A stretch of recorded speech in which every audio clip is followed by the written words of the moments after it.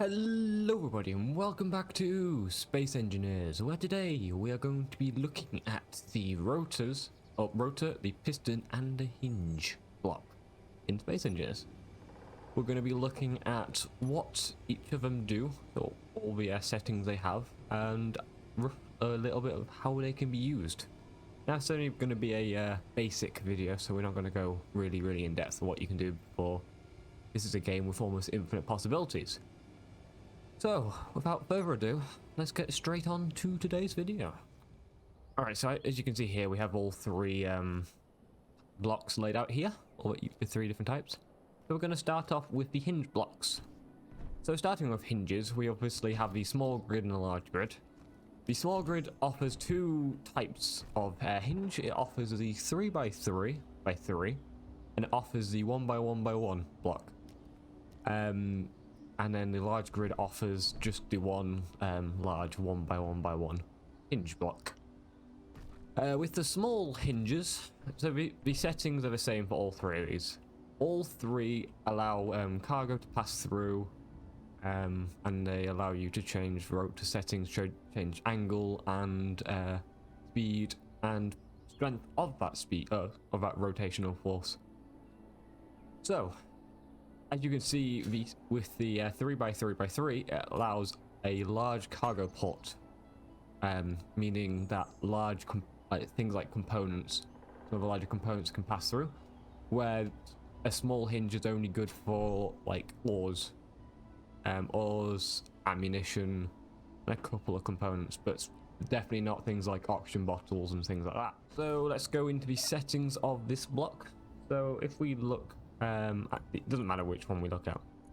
When we look at the hinge block, you can see we've got torque, braking torque, velocity, lower limit, upper limit. We have the hinge lock. And then here we have sharing sensor, add head, reverse, attach. And of course you have all the naming settings in here. So torque changes the amount of strength a rotor has. In other words, the amount of power a rotor can put into rotating a block. So the higher you raise this, the more power it has lifting things or rotating things. Braking torque, that is essentially the opposite, is how fast can it stop. So yeah, it says there in a little menu, braking strength of the hinge, how fast it will stop applied when the hinge is turned off. And I can show you this in a second. Well, with the it'd be easier to show you this with something like the rotors, I think. Anyway, we have the velocity. So this is like how fast a thing happens. So you can do like 1 rotations per minute, or you can do up to 60 rotations a minute. And as you can see in the background, it's you can either go really slow or really fast. Really simple thing. Lower limit and upper limit. These are the two extremes that this rotor can go to. So if we said an upper limit of -10 and a lower limit of -10 and an upper limit of 10, instead of being able to extend all the way down to horizontal on each side, it's now within this 10 limit. We can also do things like rotate it all the way 90, and we can go backward and say, let's say we're only going to allow it. We're only going to allow it 10 degrees on this axis. So you can see here. So we have the ability to lock this in any place at all. The one useful thing to see is if you looked at this 3x3 hinge, you can see it's here -90. Now, if you notice on the large, or on the 3x3, we have this little glowy notch here. This shows you the back of your rotor. So obviously this is minus, and this will be, so positive 90 there, -90 there. It shows you that there. And then on these ones, it's the exact same thing. So -90 will be here, and positive 90 will be here. In the large grid, it's the exact same as the 3x3. We have this notch. Again, -90, positive 90. The only difference really between the large and the small is the large offers more is more powerful. The next block we've got is the rotor. Nice, another nice, really simple block. That's the nice thing about Space Hinges, they haven't overcomplicated any of these. So again, we have large and small grid. But in this particular type, we have rotors, advanced rotors, and 3x3 rotors for the small grid, a bit like these 1x1 and 3x3 there. And then we have here advanced rotors and basic rotors. You may think that advanced rotors offer more settings or are more complicated than basic rotors and you should just stick with your basic. That is incorrect. The only difference between basic rotors and advanced rotors is advanced ones allow you to pass resources through them. As you can see, it has a port on, it'll have a port on the rotor head and it'll have a port on the underside and a port on the rotor head, where the basic one just has a rotor head. Again, the small 1x1 doesn't offer any, it only allows a small cargo slot, so it only allows ores and stuff to pass through, where again this one's the bigger 3x3 that allows for bigger components and bottles and stuff to pass through. And that's the equivalent here. Obviously this allows anything to pass through, and this one doesn't.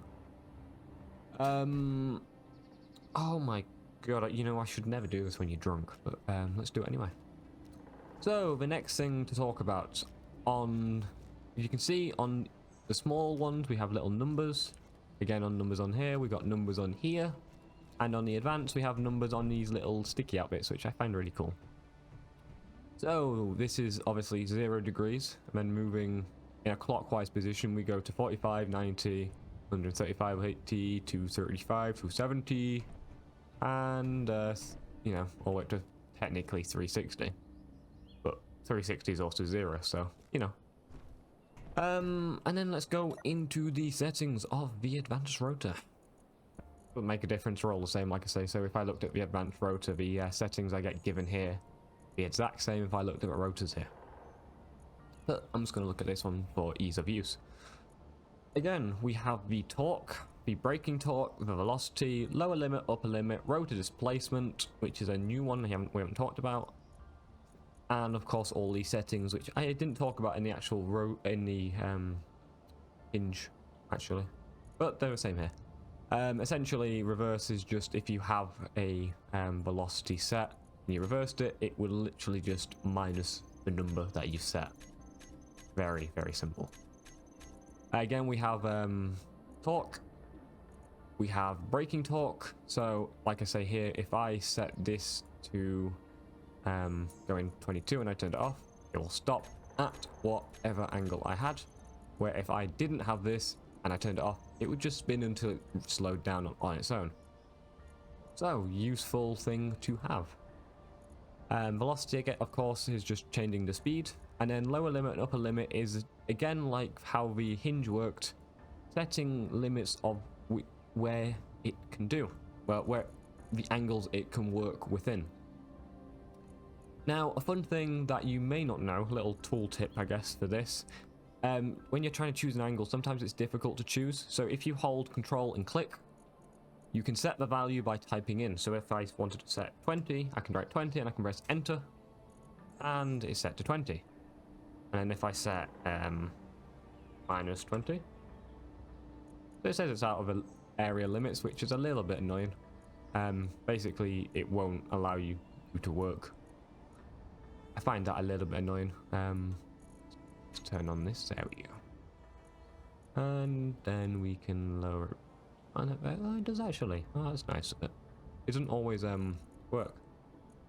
Anyway, now we've set the two velocities. It'll only move between 134, which is the angle there, and 20. So really good for making like a ramp down or something. Really, we had these and we had to use these where these are newer blocks, so they came in more useful. At the bottom, we have rotor displacement. So we talked about the upper and lower limits, and now so I need to talk about the rotor displacement. And the easiest way to show it is just through build vision. So changing the setting is the same as you changing the setting in the menu, and it is literally changing the height offset of the like rotor head. So the bit that spins on top of a rotor, you can change the height that is extruded out. Because if you look, if I put a block just behind it and a block here, you can see, maybe change the color of that one. There we go. So if I wanted to, I could change the upper limit of this to be pretty much the exact same height as a block, or I could set it so it's lower than a block, just about. Actually, I think it's, yeah, just slightly lower than a block, or I can extend it up so it's closer to almost a half a block higher. So yeah, useful if you useful for certain things. Sometimes you need to like have a little bit of wiggle room, so it's a nice setting that they actually added it. All right, that's everything for this one. So yeah, let's move on to the next block. All right, so moving on to the piston, we have just one size. So we have the piston with a small grid and the piston with a large grid. In their respectable scales, they are both exactly 2 blocks tall. As you can see on this one, again, perfectly 2 blocks tall. I say perfectly, it's technically it's actually slightly higher because the actual piston head extends a little bit above it. So if I was to do the same here, it's the equivalent height scaled down. That makes it a little bit annoying, but it's actually not too bad. Sometimes if you're making things out of them, you just have to equate for just a little bit of difference in height, but it's not too bad. Other than that, they're the exact same in terms of dimensions. They don't have a front, back. They have a top and a bottom, but again, nice and simple. The only difference of the large one is this one has 2 ports diagonally from each other. So if you need to access them, also has one on the head itself. Yes. Anything else to talk about? I guess one thing I can talk about with all three types of blocks is you can't place a rotor, a hinge, or a piston on their opposite face. So you can see you only have access to one side for the rotor. You can't place it on the actual piston on the rotor part, and you can't place it on the other side. Just because that's where the block spawns in. It's just, I think that's how it works. Anyway, let's go to looking at the settings of a piston. So when you look at the settings of a piston, if you've seen the other two, they look quite similar, don't they? You have the inner tensor, the add head and reverse, with a velocity, maximum distance, minimum distance, impulse axis, and impulse non-axis. So let's talk about all of these, shall we? So again, velocity is the same as every other one. Change that, you change the speed that it extends. Nice and simple. Changing the maximum distance changes the max allowed length that a piston can go to. So as you can see, it can only go to 1 here. If I extend this, it can extend up to 2 meters. For a second I thought the rotor head fell off there. Oh, piston head, sorry. Again, we can set the minimum distance. So if I wanted to set it to 1 meter and I press reverse on it, it will only go down to 1 meter. 1 meter being 2 blocks. It'll be useful to say a little fun scale for you. So a block, a small grid block in this game is 1 by 1 by 1 meter cubed. A large block is 2.5 by 2.5 by 2.5. Just a little fun unit of measure if you ever needed to know. So a piston, both large and small grid, or a small grid piston can move, that'll be 1 meter, 2 meters. It can move 2 meters, which is the equivalent of 4 blocks. And on this one, it can move 10 meters, which is the equivalent of 4 blocks. If I wanted to extend this one, it'll go right to the top. So if I go to reverse, let's increase the velocity a bit. There we go. as you can see, it will go to the sorry, if I set the actual, so that's where the piston starts. You can see it extends 4 blocks, where this one also extends 4 blocks. Very, very useful. So obviously it's not going the full 4 blocks because I've limited the amount it can, oops. It can extend, never know. There we go. As you can see, it can extend the full 4 blocks. Moving on to the next settings, we have max impulse axis and max impulse non-axis. Now these are quite, there we go. These are quite simple little settings. Max impulse axis is the max amount of power, so the max amount of force a piston is allowed to apply into a block or pushing. So when the when the piston is extending, how much power is it allowed to use? And non-axis, or an impulse non-axis, is the amount of power it is allowed to use to pull a block. What does it say here? Max force the piston is allowed to apply blocking obstacles in its extending axis. There you go, yeah. And maximum force the piston is allowed to apply blocking obstacles along its lateral axis.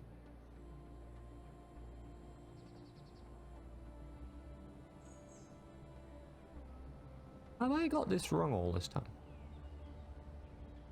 No, I am right. Yeah, so that is the pistons.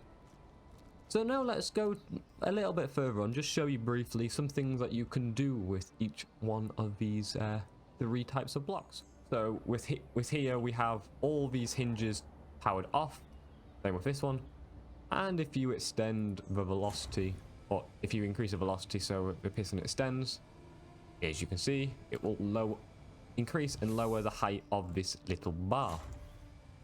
Nice and simple. An example of this was actually in my recent survival episode when I made this truck trailer. If you look here, you can see I have a block connecting to the chassis of this vehicle, and right here we have two rotors right here connecting to this top level, and this top level is connected to this rotor right here, which is connected through the piston, as you can see there. Which means when you extend this, it pushes this whole mechanism up. So instead of me trying to use these hinges to rotate, use their power to rotate, I'm actually just using pistons, because pistons are way stronger than a rotor will ever be. So yeah, really cool, really cool system. You can see how easy they are and how compact you can even make them. And I guess this was actually just to show you the difference. So if I was to place down a rotor, right, and I was to set this rotor to its max RPM of 60 revolutions per minute, that's what RPM stands for. You can see, it's all right. It's not that fast. I don't know if I can actually get on it between these gaps. No, I can't. But yeah, I made this. I made that.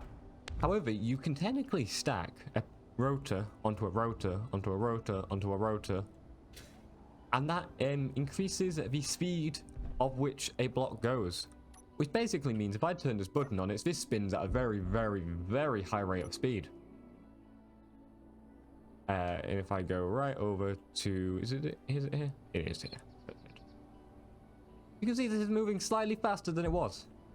And if I was to zoom in here, you can see that this one's spinning at 60 revolutions per minute, which is also spinning the actual rotor. But then this rotor is also spinning its rotor head at 60 RPM, which means this is currently going 120 RPM. Increasing this and going further, basically we go to this essentially, if it's moving at its full speed, is moving at 240 meters per second. Fairly impressive, if I do say so myself.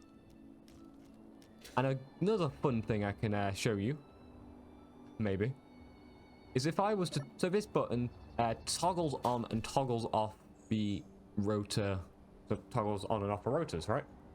as you can see, this is not spinning, this is not decreasing in speed very fast.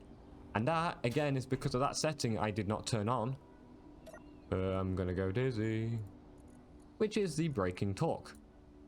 So obviously, if I set my braking torque to maximum, got in here, and went really, really fast again, there is zero chance I'm pressing this button. Oh my god. It's terrifying. When I pressed it, it will immediately stop. You can see the little bit of wobble you get. That again allows me to show, I guess, another setting that you can toggle on is sharing us a tensor. Now, sharing us a tensor essentially allows you to strengthen subgrids. So each one of these would technically be classed as a subgrid, which goes more into detail than I really want to go in this video, because I don't want to complicate this to really some basic people, but basic like people new to space engineers. So, but essentially what it does is this is your grid. Adding this rotor creates a rotor as a subgrid, which that means this is on that subgrid. And you can see basically we have stacked subgrids, and that makes things wobbly. As you can see, it had a little bit of a wobble when I stopped it. If I press the button again and I immediately turned it off, you can see no more wobble. Very, very useful. Oops, sorry about that. You can see this in the more extreme axis if you added more subgrids onto subgrids. Basically, it can help with clang. It can help with making things less wobbly, and such, so on and so forth. But that's yeah, that's everything I built for this video. Like I said, I only wanted it to be quite a simple, just showing off blocks. So if you found anything I have done here today useful, and you've maybe found something new or learned what one of the settings of these blocks do, maybe consider subscribing and liking the video and all that good stuff, and maybe leave me a comment if you want to see me show off or show you how to use a different type of block in Space Engineers, or if you had another video suggestion entirely.